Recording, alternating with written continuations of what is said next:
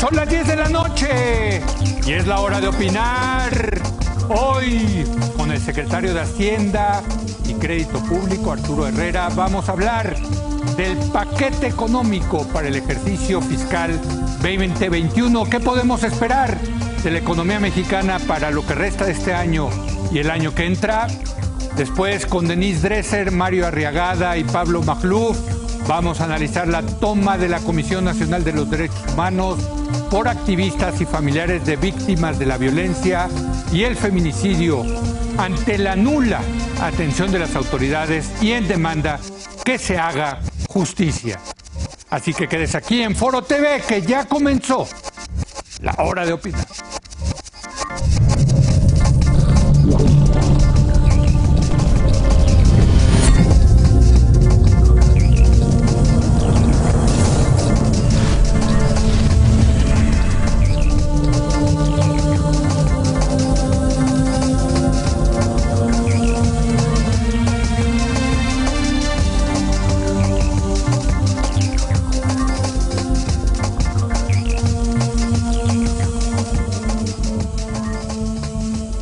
Muy buenas noches, le doy la bienvenida al secretario de Hacienda y Crédito Público, Arturo Herrera, que bueno, qué bueno que estás con nosotros de nuevo aquí. Secretario, muy buenas noches, ¿cómo le va? Buenas noches, me da mucho gusto estar aquí. ¿Ha dormido?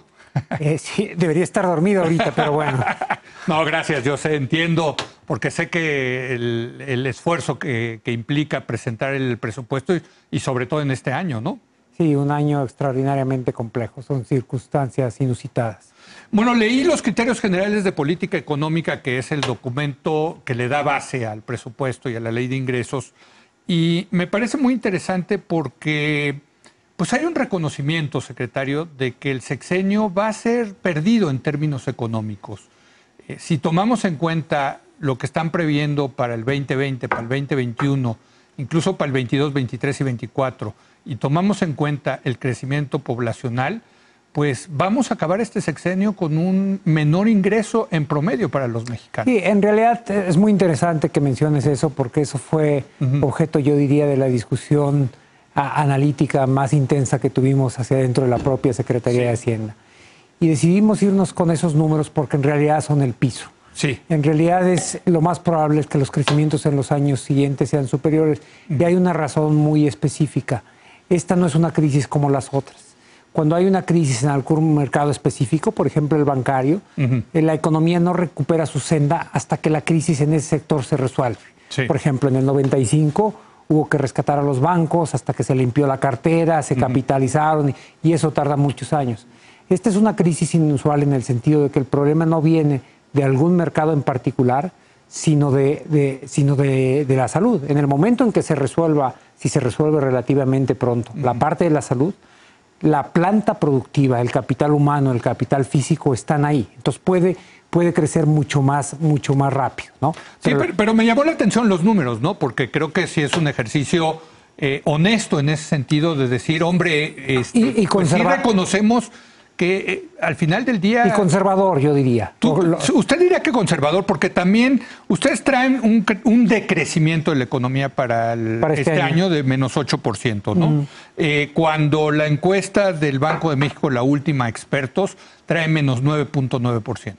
Sí, pero mira, ahí hay dos cosas que nosotros siempre destacamos. Primero, nosotros tenemos mejor información y acceso a información oportuna que el resto de los analistas no tienen.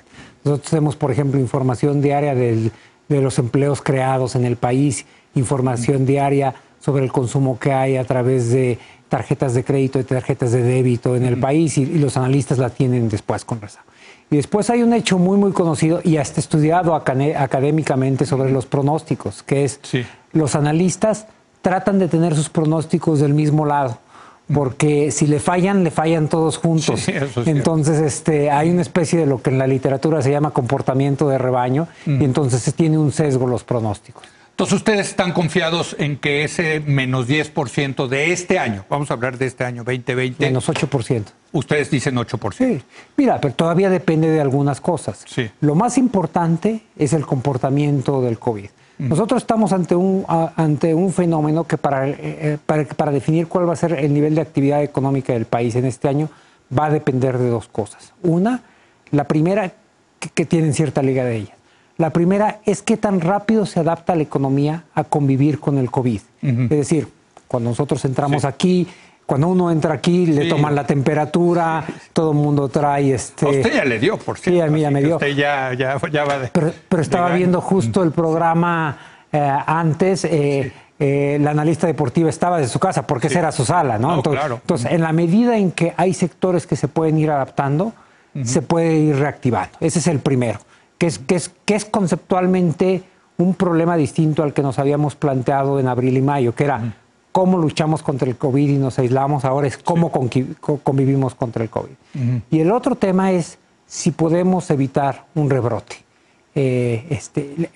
Claramente la trayectoria de la economía está hoy dictada por la trayectoria de salud. Justo antes de venir para acá, en Europa ya es jueves,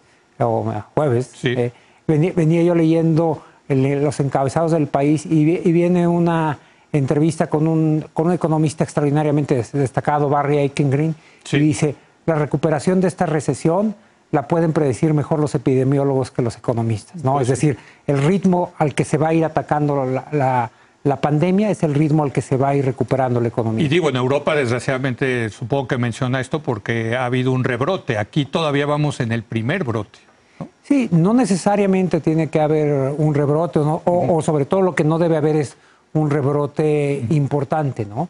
Sí. Aquí las últimas cifras son alentadoras en el sentido de que el nivel de actividad económica que tenemos hoy es claramente superior al que teníamos en mayo. Eso sin duda. Pero, por ejemplo, el nivel de contagiados que tenemos hoy es menor a los que teníamos el 1 de agosto. Eso quiere decir que parte del comportamiento social y la forma en la que se está organizando el trabajo ha permitido que regresemos a las labores sin que haya un brote importante. Bueno, otra de las cosas que trae el paquete económico, secretario, es un pronóstico de crecimiento del 4.6% para el 2021. Una vez más recurro a la encuesta de expertos del Banco de México, ahí dicen 2.9%, 3%, ¿no? Sí, yo creo que ahí sí, francamente, están equivocados, ¿sí? Para decírtelo abiertamente, porque incluso hay un rebote técnico. El crecimiento se calcula sobre la base, entonces mientras más caigas, el crecimiento en términos porcentuales es mayor. Basta ver, por ejemplo, previo a esta, la caída más importante de la actividad económica fue en 1995, con 6.5, 6.7, si mal no recuerdo. El crecimiento en el 96 fue muy importante. Además, claramente no es optimista. Si estamos cayendo 8% este año y regresando 4.6% el año que entra, quiere decir que el nivel de actividad económica todavía va a estar por abajo desde el 2019. Bueno, déjeme entrar a algunos detalles que me llamaron la atención del paquete económico. Primero, me preocupa mucho el tema de la inversión pública y aquí, secretario, lo hemos tratado ya desde hace muchos años. Viene cayendo la inversión pública como proporción del PIB. 5%. Sí, pero se cayó. O sea, ahorita creo que estamos o el año pasado cerramos en 2.7% del PIB, ¿no? Si no me equivoco, la inversión pública. Es muy poquito. Sí, pero no se puede caer, Leo, porque si la inversión pública va a aumentar 5.5%. Para el año que entra. Para el año que entra. Y estamos hablando que, en el mejor de los casos, como dirían los analistas del Banco de México, de la encuesta, la economía está creciendo al 4.7%, entonces la inversión está creciendo más rápido que el PIB, entonces no se está cayendo. Va a crecer en 5% como proporción. 5.5% real. Real. Claro. Pero como proporción del PIB que no va a llegar ni a 3 puntos. Y la economía crece 4%, entonces la razón, inversión contra PIB, está aumentando. Pero en cualquier caso estará de acuerdo, secretario, que no va a llegar a 3 puntos del PIB. Sí, pero estará por ahí más o menos. Sí, pero este es un año inusual. El año que entra. Todavía, por ejemplo, el crecimiento más importante del gasto va a ser obviamente en el sector salud.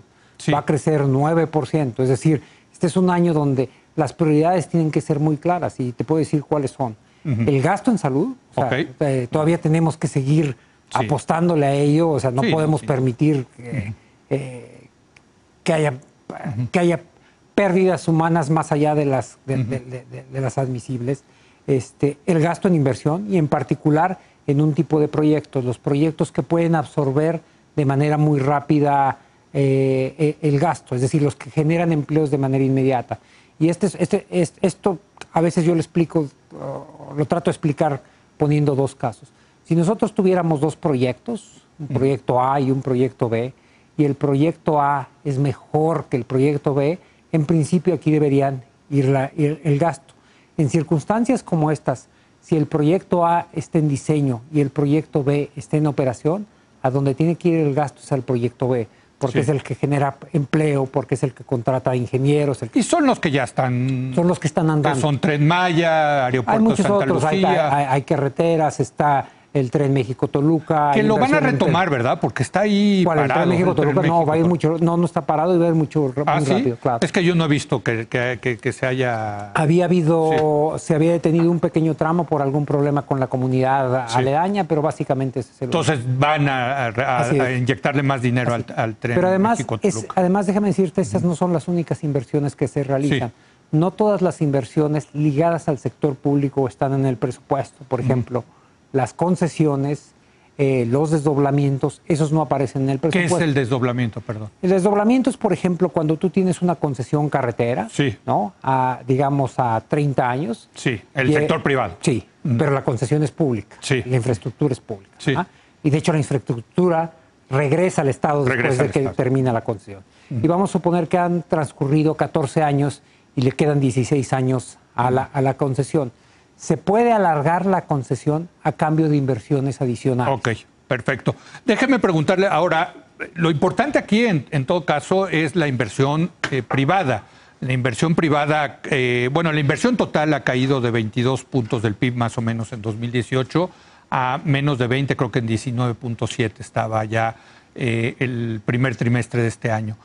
Ahí creo que ha fallado el gobierno, secretario, en convencer a los inversionistas de que arriesguen su dinero en México. No, a ver, claramente tenemos que hacer un mejor trabajo, pero hay dos tendencias muy claras que han marcado la inversión privada a nivel global el año pasado y en este año. Sí, sin eliminar el tema de que nosotros siempre podemos contribuir a generar un mejor entorno de negocios. Sí. Y el año pasado, que se pensaba que era muy mal año, estuvo dominado por el conflicto comercial entre Estados Unidos y China.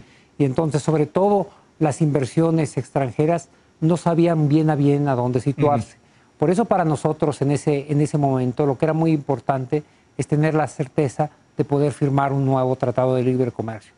Pero aún con lo preocupante que era la situación del año pasado, no tiene nada que ver con lo serio de esta situación. Es que este fue un choque y estos son los efectos dominantes. Nosotros tenemos que hacer mejor trabajo, estamos trabajando en ello, pero los efectos dominantes son ellos. Pero entonces sí estará de acuerdo que el gobierno, y qué bueno que me dice, está trabajando para convencer a la gente, a los inversionistas privados que arriesguen su dinero en México. Sí, por supuesto. Y yo creo que estamos haciendo muchísimas cosas en ese sentido. Te voy a mencionar, por ejemplo, una que anunciamos hace unas cuantas semanas y que probablemente se va a oficializar mañana o pasado.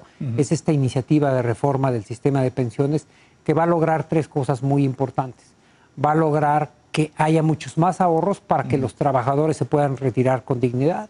Número dos, eso es lo más importante. Número dos, para los trabajadores que están en el proceso de transición, los que se iban a retirar dentro de 2 años, les va a cambiar hasta en el 70% los recursos que van a tener en el momento de su retiro, pero como resultado de eso, del ahorro adicional, el ahorro en el sistema de pensiones, que es el que va a dar a las inversiones, va a pasar del 17% del PIB al 40% del PIB en algunos años. Es decir, más que se va a doblar los fondos disponibles para las inversiones. Ahora, se habló, desde el año pasado se viene hablando de un gran paquete de proyectos de infraestructura en el sector energético y pasan los meses, secretarios, y no tenemos detalles de eso. Al parecer, dentro del gabinete están divididos de qué hacer con eso, ¿no? A ver, por supuesto que hay una discusión adentro del gabinete, pero esa no es la razón. Bueno, no estaría mal que hubiera divisiones, ¿no? Claramente que las hay. No, pero esa no fue la razón. La razón fue el COVID. El COVID puso un impas muchas cosas porque correctamente lo urgente se convirtió eso. Todos los enfoques, el presupuesto, el gasto en infraestructura estuvo orientado a finalizar hospitales, a reconvertir hospitales. Se contrató 50,000 profesionales adicionales en el sector salud, médicos, enfermeras y camilleros. Pero también porque La primera lectura que se hizo a nivel global del COVID parecía que se podía hacer un cierre de alrededor de 5 semanas, 6 semanas, y que después íbamos a regresar a una normalidad. Entonces había que concentrarse en este tema. El escenario claramente es distinto hoy. El escenario es por lo menos de un año. La salida final necesariamente tiene que estar asociada a la autorización de alguna vacuna, y una vez que se tenga alguna vacuna, ayer hubo un problemito con una de las, con la que estamos nosotros. Una de las que estamos nosotros, tardará algunos meses en desplegarse la aplicación, porque se van a hacer miles de millones de vacunas. Eso tomará algunos meses. En ese momento, la parte de la contingencia económica ligada a la contingencia sanitaria se va a resolver. Pero entonces sí están previendo retomar ese tema de los proyectos energéticos. No, ya lo hicimos, y justamente por la razón por la que yo te señalaba. Porque lo que había pasado era un impasse donde estábamos concentrados en el COVID. Ahora que reconocemos que este es un escenario de más largo plazo, lo que tenemos que hacer es entender que no solamente la economía, sino las políticas públicas tienen que ir operando de manera paralela a las políticas públicas asociadas al COVID. Secretario, ¿sigue pensando usted que México no se equivocó al no dar estímulos fiscales durante esta caída de la economía? No, ahora es mucho más claro. A ver. Primero, nada más doy un ejemplo. Estados Unidos creo que ya anda por los 20 puntos del PIB en gasto. ¿Cuánto está Canadá? Canadá, creo que la última vez que lo vi, 8 puntos. No, está mucho más, está cercano en todo a 20 puntos del PIB. Bueno, pues imagínate. ¿Cuánto está Alemania? No, Alemania 30 y tantos. 30 y tantos puntos del PIB. Exacto. Entonces, y Chile incluso estaba en 8. Pero dimos 3 ejemplos, ¿no? Estados Unidos, Canadá y Alemania. Sí. ¿Cuál es la tasa a la que coloca deuda Alemania? No, a menos de 0. A menos. ¿Cuál es la tasa a la que colocas a Estados Unidos? Pues al 0.5%. No, la tasa de referencia en Estados Unidos. La tasa es 0. Es 0. Pero los treasury están en 0.5. No importa. ¿Cuál es la tasa de referencia en Canadá? Sí, también. 0.25. Sí. La tasa de referencia de nosotros es 20 veces más alta que la canadiense. 4.5 ahora. Es 45 veces más alta que la del Reino Unido, y las tasas de Suiza, de Gran Bretaña, y las tasas de Suiza, de Alemania y de Japón son negativas. Lo cual quiere decir, por un lado, que esos países pueden permitirse tomar, porque todo eso fue deuda, es deuda, 20, 30, 40 puntos del PIB, y les pagan por tomar deuda. Eventualmente la van a tener que pagar, pero por lo pronto no tienen ningún costo en el flujo financiero. Pero también países en vías de desarrollo, digamos, emergentes, ¿no? Déjame terminar mi argumentación. Si nosotros hubiéramos tomado 25 puntos del PIB, nos costaría 350,000 millones de pesos en intereses adicionales. ¿Qué son 350,000? Esa es la nómina total, o casi la nómina total, de todos los maestros de primaria y de secundaria. Bueno, pero no 20, 25 puntos del PIB. Por ejemplo, lo que tomó Perú, que creo que la última vez que lo vi, 7 puntos del PIB. Primero esta referencia. Después, hay una diferencia de carácter legal que es insalvable. México tiene un mecanismo que es muy interesante, y yo diría que es incluso muy inteligente, pero está pensado para tiempos normales, no está pensado para situaciones extremas. Y esta es una situación que no hemos vivido desde 1932.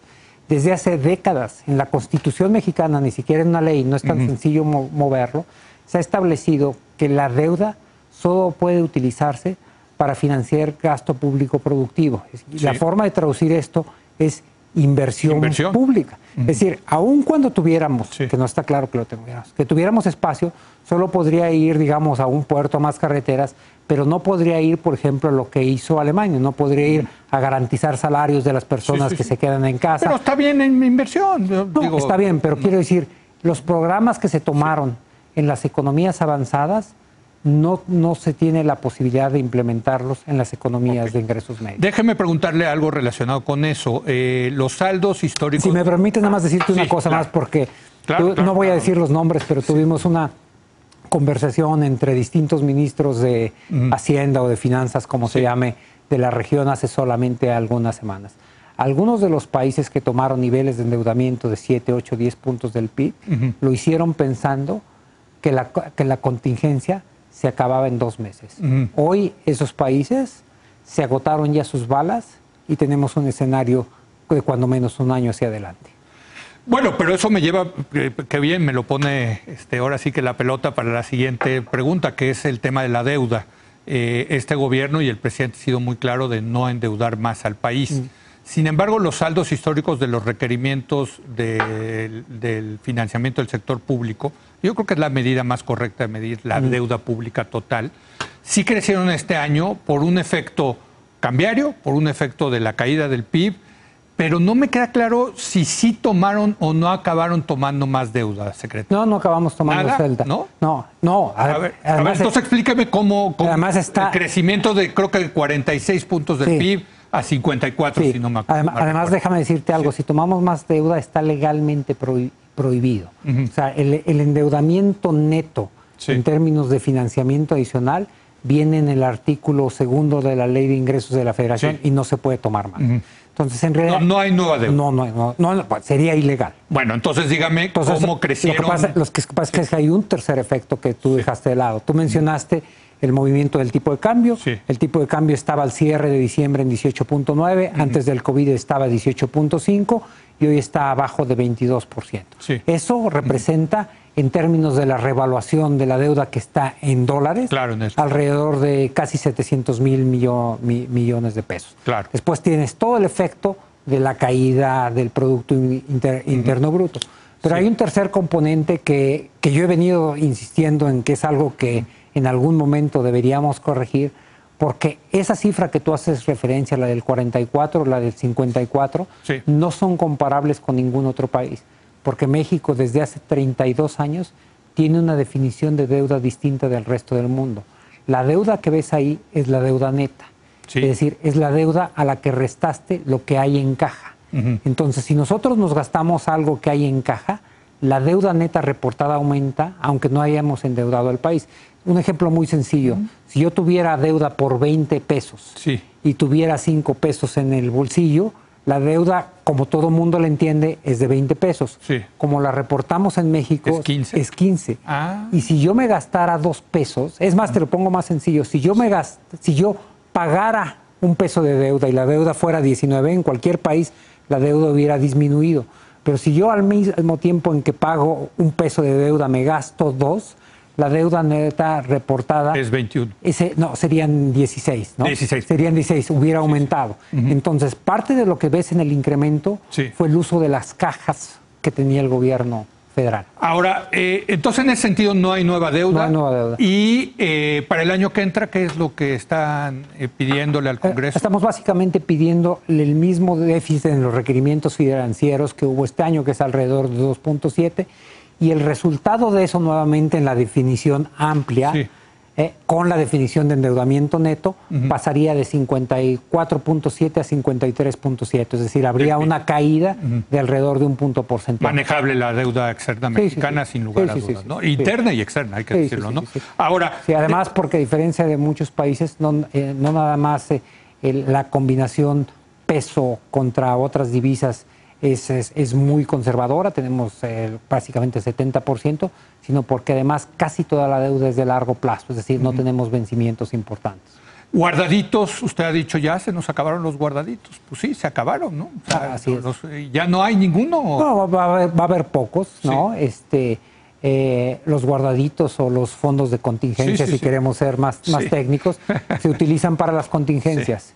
Y hoy estamos viviendo la contingencia sanitaria más seria en el mundo desde 1918 y la contingencia económica más seria desde 1932.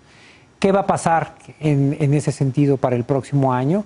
Efectivamente hay menos márgenes de maniobra en términos de fondos de contingencia, pero por el otro lado, este rebote técnico va a hacer que los ingresos tributarios con respecto a los que se vayan a hacer los de cierre de fin de año van a aumentar más o menos en 6%, es decir, va a haber una compensación ahí. La tarea que va a quedar pendiente, y yo esperaría que eso lo abordemos después, en el año 22, en el año 23, es que ojalá que no vuelva a haber una crisis como esta, sobre todo, pero crisis siempre hay. Y por lo tanto, es decir, el ciclo económico existe. Sí, hay que volver a llenar el colchón. Hay que volver a llenar el colchón y hay que tener reglas más claras y más precisas de cuánto es el tamaño de ese colchón, cómo se hace y cuándo se utiliza. Claro, ahora, sí van a, no tienen guardaditos, pero sí van a tener algo muy importante, ¿no, secretario? Que es las utilidades del Banco de México por el tipo de cambio. Los remanentes operativos. Los remanentes operativos. Los remanentes operativos, que bueno, es una especie de utilidad por el tema del tipo de cambio. ¿Cuánto están pensando que el...? Mira, depende dónde cierre el tipo de cambio. Nosotros tenemos un estimado de que cierre alrededor de 22. De 22. Sí. El banco, la ley del Banco de México es muy explícita. Primero tienen que cubrir si ellos tuvieran alguna pérdida, etcétera. Se tienen que hacer algunas reservas. Con los números que hoy tenemos, pero que son números muy preliminares, pues hará algo alrededor de un punto de un punto del PIB. Bueno, no es nada malo. No es nada malo. Y si así fuera, van a ir única y exclusivamente aplicados a disminuir el saldo de la deuda. Ah, sí, no se van a aplicar al gasto público. Bueno, primero hay la decisión de ir disminuyendo eso y segundo, la ley dice explícitamente que cuando menos el 75% tiene que ir a la disminución del saldo y los otros a fondos de contingencia. Perfecto. Ganadores y perdedores de este presupuesto. Es un presupuesto pues que ni modo, le tuvieron que jalar la cobija por todos lados, ¿no? Secretario, porque pues... Si a los mexicanos les está yendo mal en sus ingresos, pues también al gobierno, así es, ¿no? Así es. Sí. Primero el sector salud, ¿no? Es lo más importante, 9.2. Y ahí hubo una decisión... ¿En términos reales? En términos reales. Y ahí hubo una decisión muy importante que incluso trasciende las circunstancias de este año. Y viene de una pregunta que resulta incluso obvia, francamente lógica, que era, nosotros teníamos un cierto nivel de operación del sector salud en el país, del gobierno federal, estatales y municipales. Y era un nivel que tuvo que rescalarse para enfrentar la contingencia del COVID. Se apresuró a acabar hospitales, se reconvirtieron hospitales en hospitales COVID, se contrataron 50,000 profesionales nuevos de salud. Y una pregunta que alguien hacía es, bueno, sí, pero el COVID va a desaparecer y va a desaparecer en un año y medio cuando... ¿Qué va a pasar con ese rescalamiento? ¿Se va a regresar al nivel que había antes? Y lo que nosotros pensamos y decidimos es que el país ya antes de la contingencia tenía necesidad de fortalecer su sistema de salud.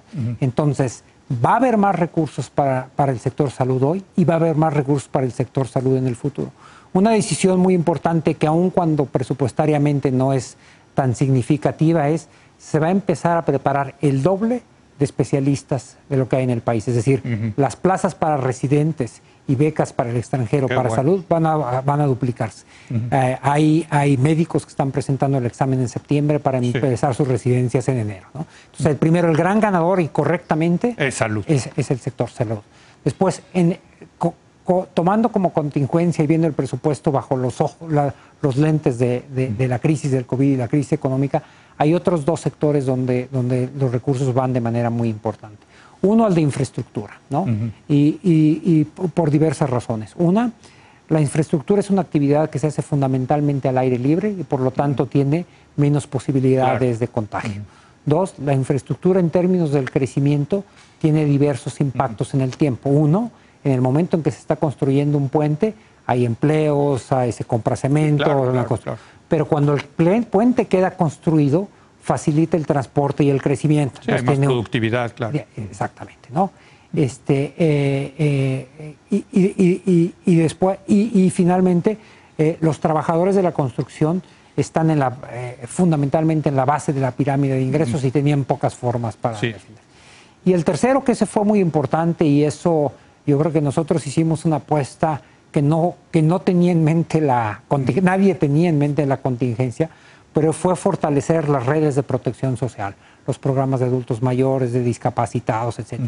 Esos son justamente los sectores que están más expuestos en el COVID. Entonces, esos tres sectores son importantes. Luego son los ganadores. ¿Y los perdedores? Antes de los perdedores hay un tipo de ganadores inusuales que son, en un contexto en que el presupuesto está hacia abajo, a los que se los dejas en términos iguales o constantes, ganaron. Yo te puedo decir algo que fue una decisión relativamente fácil de tomar políticamente, que tiene implicaciones muy importantes, que para mí en lo personal estaba muy invertido en ese proceso de decisión y que se está dotando como resultado de ello de un presupuesto muy significativo a las universidades públicas. Pero a las universidades públicas se les dio un presupuesto para el año 2000 asociado a unos ingresos que nunca se lograron. Entonces, el presupuesto de las universidades públicas está por encima de lo que efectivamente van a gastar el resto de los estados. Claro. Y lo que logramos ya presentar para el año 2021 es mantener en términos reales el de las universidades públicas. Entonces, eso es muy importante. ¿Y perdedores? Bueno, la presidencia de la República, primero, está, el presidente siempre está muy contento de reportar que hay cada vez menos presupuesto en la presidencia. No estoy seguro que sus colaboradores en su oficina están igualmente felices, tal vez están orgullosos como él, pero viven las consecuencias de... Hacienda, creo, ¿no? Hacienda también. Hacienda también. Ahora, déjame, me queda tiempo para una pregunta, secretario. Están muy enojados los gobernadores, sobre todo los de oposición, por el tema de los dineros, de las reparticiones. ¿Qué nos puede decir usted al respecto? No, yo creo que... mira, yo me reúno con ellos y me reúno de todos los partidos. Sí. El fin de semana, el jueves y el viernes estuve en Guanajuato. Sí. Hace 2 semanas estuve en Chihuahua. 2 o 3 días antes estuve en San Luis Potosí, etcétera, ¿no? Hay una parte política y hay una parte real. Las participaciones federales... ¿Están por ley? Están por ley. Pero hay fondos discrecionales, ya no hay fondos discrecionales. Casi todo está por ley. 33 casi todo está por ley. Okay. Te voy a decir, y en ese sentido, una parte importante de la discusión es una discusión falsa, ¿no? De hecho, cuando al presidente, yo supongo que esa parte de la sesión de la CONAGUA en San Luis Potosí no fue pública, pero bueno, no nos está escuchando nadie. Cuando algún gobernador le dijo que había que cambiar la fórmula, le dijo, perfecto, nomás pónganse de acuerdo entre ustedes, porque la mitad va a ganar y la mitad va a perder. Y yo no tengo ningún problema, ¿no? Entonces, esa parte de la discusión es falsa. Te voy a decir que parte es algo que sí, hay 2 elementos con los que sí deberíamos mirar hacia el futuro. Uno, hubo una serie de reformas, los mecanismos a través de los cuales se envían recursos a los estados tienen dos vías paralelas. Una, lo que se llama el efecto compensatorio, que es le tratas de dar más a los estados más pobres. O sea, una especie Oaxaca, de solidaridad intrafederal. Y la segunda es lo que se llama el mecanismo resarcitorio, que eso viene de la reforma del 80, cuando antes de eso había impuestos estatales. Y le tratas de dar más al que recauda más. Hubo cambios recientes en la fórmula que este mecanismo quedó, no me parece muy bien definido. Entonces, ese técnicamente sí habría que corregirlo, pero para que no haya la mitad de ganadores y la mitad de perdedores, porque entonces nunca se va a lograr el acuerdo político y esto tiene que ser aprobado por ley, lo que necesitamos es que haya más recursos. Y eso sí nos lleva a una discusión que a mí me parece que va a ser más profunda, porque por diversas razones, entre otras el país durante muchos años ha estado dependiendo de los ingresos petroleros y ya vimos que son muy caprichosos, pueden estar muy abajo o pueden estar muy arriba. Yo creo que estamos acercándonos y probablemente una vez que el escenario esté menos politizado, al momento en que como conjunto en país empecemos una reflexión seria de qué es lo que queremos hacer por el país y cuál es la forma de financiarlo. Y eso necesariamente tendrá que incluir cuál es la repartición de recursos hacia los estados. Bueno, y eso después de las elecciones del 21. Desde luego, una ultimísima pregunta, si me permite, secretario. ¿Está preocupado porque nos quiten el grado de inversión a la deuda soberana? Yo veo cada vez más analistas que dicen que el próximo año, 2 años, México va a perder su grado de inversión. No, a ver, por supuesto que a cualquier secretario o ministro de Hacienda le preocuparía eso. Pero si tú me preguntas hoy cuál es la amenaza más seria para la economía mexicana, no es el grado de inversión, no es el sector energético, la amenaza más seria hoy sigue siendo la pandemia.